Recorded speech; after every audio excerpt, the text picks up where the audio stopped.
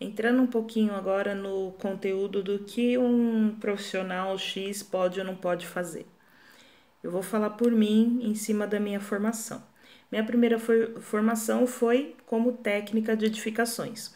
No curso técnico de edificações, nós saímos aptos para trabalhar com gerenciamento de obras, com acompanhamento de obras e como projetista para fazer projeto legal, né, projeto de prefeitura, em cima de um conteúdo básico que seria uma mini engenharia. Por que eu digo que é uma mini engenharia? Porque a gente consegue visualizar praticamente tudo que a gente vê numa grade de engenharia compilado em 1 ano e meio de curso. É um curso bem intenso, é um curso bem abordado e capacita sim o profissional a trabalhar dentro da área da engenharia. Eu costumo dizer que todo mundo deveria iniciar o curso de engenharia pelo curso técnico de edificações para sofrer menos na etapa da engenharia. Então, no curso de edificações, além das disciplinas normais, eu tive gestão e qualidade, planejamento de obra, orçamento de obra, desenho básico, desenho técnico, desenho de estrutura, desenho de instalações, história da arquitetura, construção civil, resistência e estabilidade, estrutura, instalações prediais, elétrica e hidráulica, projeto completo de edificações, materiais de construção, saneamento básico, solos e fundações, topografia, máquinas e equipamentos, e aí com todas as disciplinas que são comuns em todos os cursos, que aí entra português, matemática, ética, leitura e interpretação, tecnologia e meio ambiente, informática, estatística. É uma grade assim bem ampla, com conteúdo bem compacto, mas que te dá total visão para mergulhar aí no mercado da construção. Não é à toa que eu tô desde 98 inserida aí na área da construção, graças ao meu curso técnico. Saindo da área do curso técnico, eu fui fazer engenharia civil. E aí na engenharia eu vi tudo isso que eu vi lá no técnico com uma intensidade maior, com carga horária maior e de uma forma mais impactante. E aí, como eu já trabalhava na área, ficou tudo muito mais fácil. A minha maior dificuldade durante a engenharia era o tempo, porque muitas vezes eu estava trabalhando e não conseguia chegar para a aula, ou estava trabalhando fora e tinha que parar e interromper o semestre. E foram anos interrompendo o semestre até eu conseguir me formar, mas me formei e consegui complementar essa bagagem. Mas se eu tivesse que escolher entre o técnico e a graduação, com certeza eu não abriria a mão do meu técnico. Então, entrando na engenharia, eu tive matemática, tive comunicação e expressão, metodologia. Metodologia é um curso, é uma disciplina que você, não importa o curso que você vai cursar, eles sempre vão obrigar você a fazer o curso de metodologia, pensando aí nos trabalhos de conclusão de curso, nos artigos, nas monografias, todo o material com caráter científico que você vai desenvolver aí ao longo do seu curso. Saindo dessa parte aí da metodologia, a gente tem ciências e estudos sociais, desenho geométrico, cálculo diferencial e integral, comunicação e expressão, processamento de dados, desenho geométrico tecnológico, física 1, 2, 3, 4, geometria descritiva, química geral e química aplicada, de novo probabilidade estatística, filosofia, psicologia, física 1, 2, 3, 4, 5, eu acho que eu já falei, geometria analítica e álgebra linear, projetos interdisciplinares, que aí já começa a inserção do conteúdo que você vai absorvendo no curso e você já vai trabalhando para criar mini TCCs, mini pesquisas que vão contribuir muito lá na atividade de trabalho de conclusão de curso. A gente entra com mecânica geral, com prática das construções, projetos de edifício, topografia 1 e 2, materiais de construção 1 e 2, fenômeno de transporte, que também é conhecido como McFlu, hidrologia, hidráulica, sistemas construtivos, sistemas prediais, que aí entra água, elétrica, esgoto, sistema de combate a incêndio, águas pluviais, hidráulica, inglês fundamental, geologia, estradas, estrada 1, 2, 3 e 4, resistências dos materiais 1, 2 e 3, administração, ciências ambientais, gestão de contrato, segurança do trabalho, obras de terra, planejamento, resistência dos materiais 2, 3 e 4, teoria das estruturas 1, 2 e 3, fundações, recursos hídricos, introdução à engenharia, que muitas vezes eles jogam para o final do curso, sendo que deveria ser uma das primeiras disciplinas. Programação e algoritmo, eletricidade básica e eletricidade aplicada, que aí entram os projetos elétricos, mecânica geral, construções de concretos,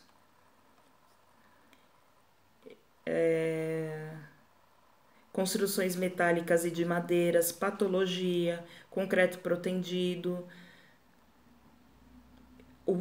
Entra bem basicamente aí no item de arquitetura e urbanismo, que aí vem mais com a parte legal, gestão econômica, pontes, gestão de qualidade, enfim. A gente já tem aí uma sobrecarga de conteúdos técnicos, de matérias de exatas, de matérias que são necessariamente conduzidas pelos cálculos. Ah, mas cálculo é difícil. Cálculo não é difícil, cálculo é entendimento. Se você entender o contexto, se você entender as informações que você tem com as informações que você busca, o cálculo passa a ser uma das matérias que não vai te assustar tanto. Depende muito do professor. Tem professor que aterroriza e torna a matéria muito mais difícil. Mas quando vocês encontram um professor leve, que leva a matéria com conteúdo interessante, mas com conteúdo também que seja acessível de entendimento do aluno, você tende a fluir muito melhor com essas matérias. Terminei minha engenharia e aí, alguns anos depois, eu decidi abrir a minha, na verdade, eu abri a minha empresa e aí eu decidi trabalhar com interiores porque estavam surgindo obras de interiores. Mas aí eu tinha que estudar.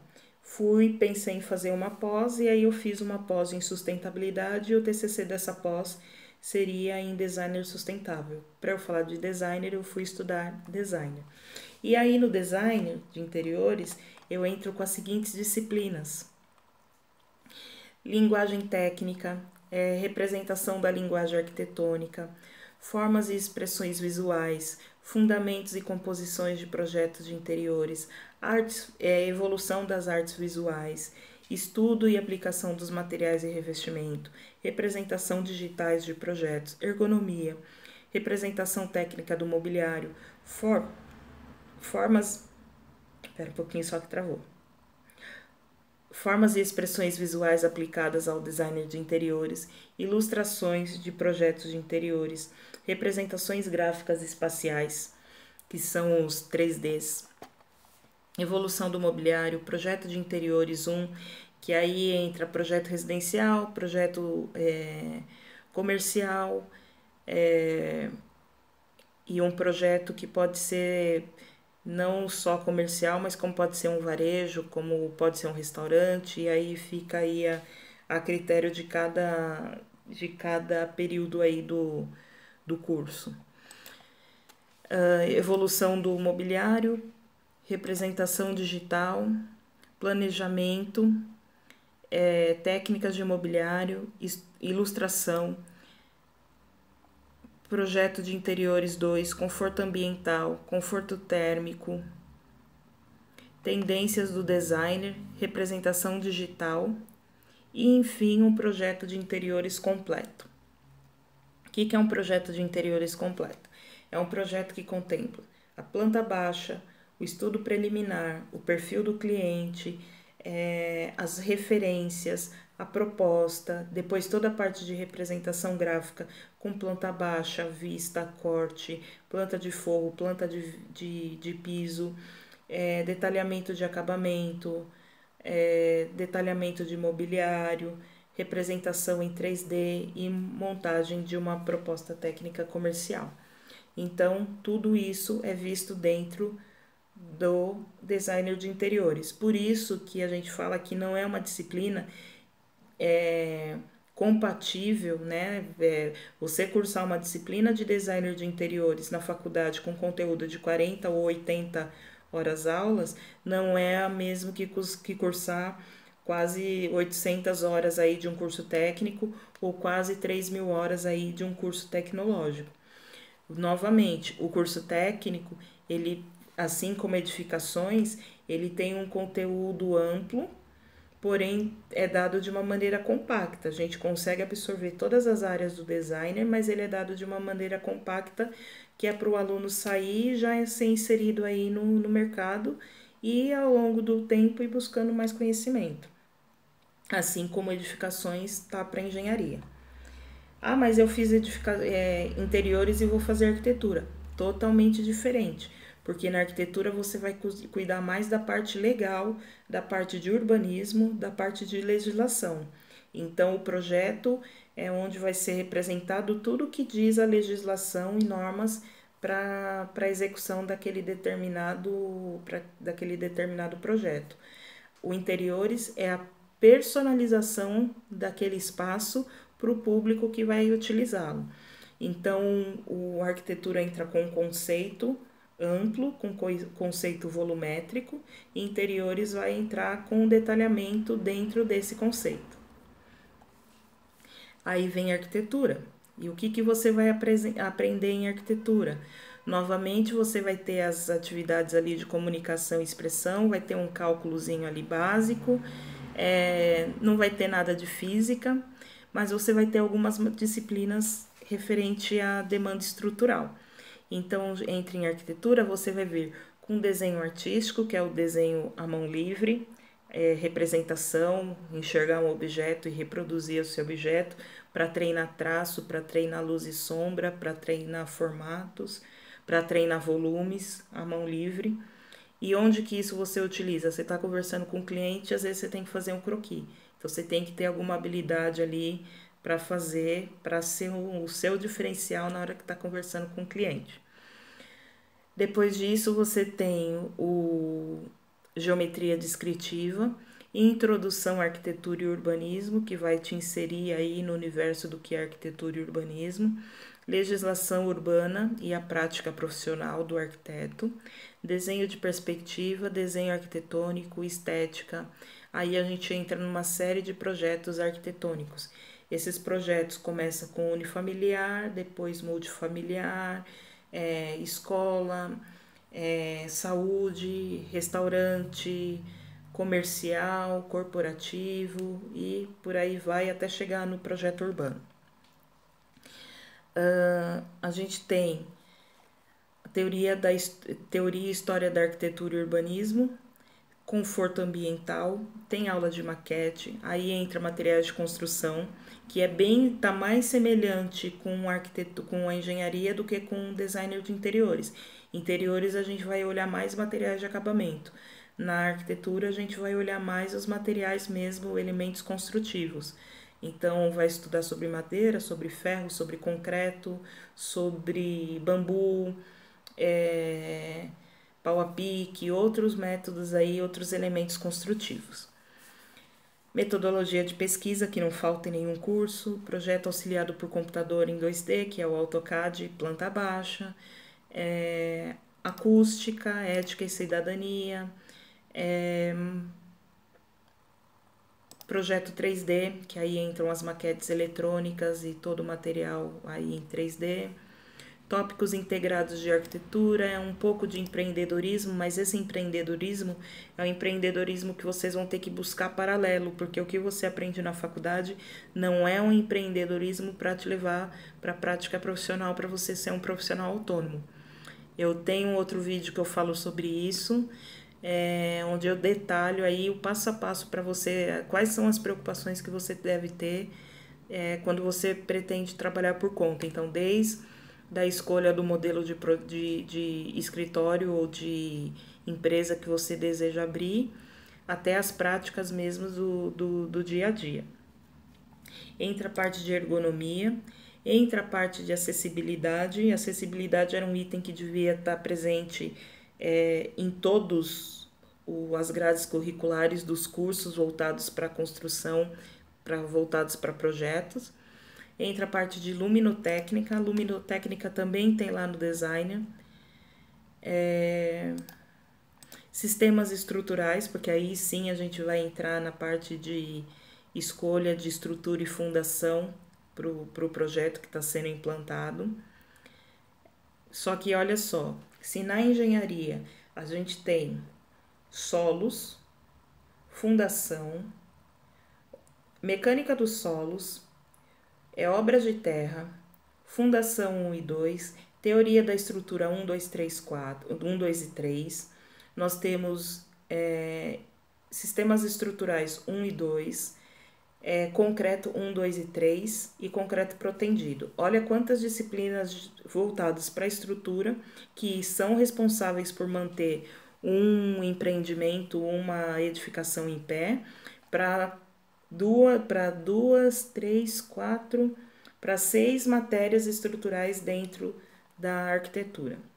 Então, da mesma forma que a arquitetura julga que o arquiteto não é apto para projetar, a engenharia julga que o arquiteto não é apto para se responsabilizar estruturalmente por uma obra. E aí que eu falo para vocês, o que vai dar essa habilidade para um profissional ou para o outro é a sua história profissional.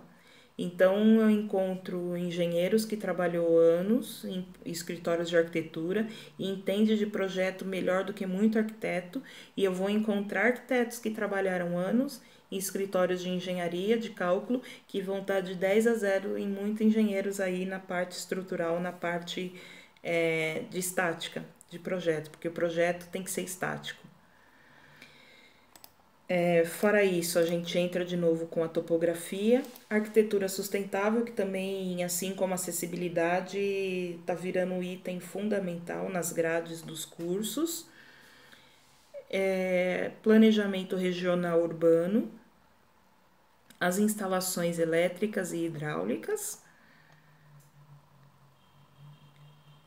as instalações hidrossanitárias, os projetos de paisagismo, técnicas retrospectivas, que são os restauros, o geoprocessamento, que é a base para qualquer projeto arquitetônico aí voltado para a área de urbanismo,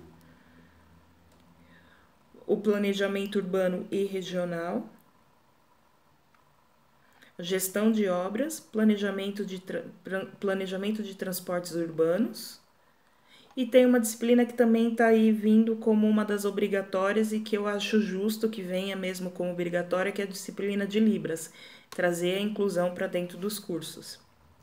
E a gente entra com trabalho de conclusão de curso. Então, eu não sei se vocês conseguiram absorver nesse curso o conteúdo técnico, né? O conteúdo prático, o conteúdo voltado para a matemática da engenharia e o conteúdo formado por conceitos de normas, de leis, de regimentos, de desenho técnico, de informações aí, plano diretor, código de obras, que englobam as disciplinas de arquitetura. Onde cai designer de interiores nesse meio? Nenhum. Designer de interiores vai ser um complemento que vai vir depois dessas duas fases: projeto, execução e acabamento. Eu poderia falar um pouquinho também das especializações, mas eu acho que o vídeo vai ficar muito extenso, então vou encerrar por aqui. É importante lembrar, vou falar mais uma vez, a capacidade técnica está diretamente ligada às suas atividades profissionais. Tem muito engenheiro que trabalhou anos em escritórios de arquitetura e dão de 10 a 0 em muitos arquitetos. E tem muitos arquitetos que trabalharam anos em projetos em escritórios de engenharia que vão dar de 10 a 0 em muitos engenheiros. Então, a faculdade é importante para normalizar, para definir o que cada um pode fazer, mas a faculdade não define o que as pessoas conseguem fazer. o conhecimento vem da prática. Então, muito cuidado com as opiniões, com os julgamentos, porque da maneira que as pessoas julgam pode se colocar fora do mercado nos próximos anos. Então, muito cuidado com esse julgamento, porque às vezes você fecha uma porta.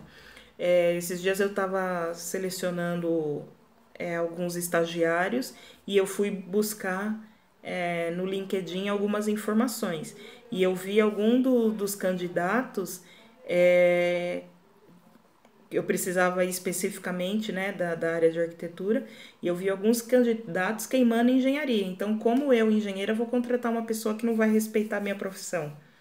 Então, muito cuidado com a maneira como vocês abordam, como vocês se posicionam, porque às vezes estar fora do mercado ou estar parado não é a condição econômica do país, às vezes é uma questão de posicionamento seu nas redes sociais. Então, essa é a dica que eu deixo para vocês aí na data de hoje. E fica o link aí abaixo para vocês tirarem dúvidas e sugestão e também entrar com críticas aí referente ao conteúdo que eu acabei de produzir, tá bom? Muito obrigada.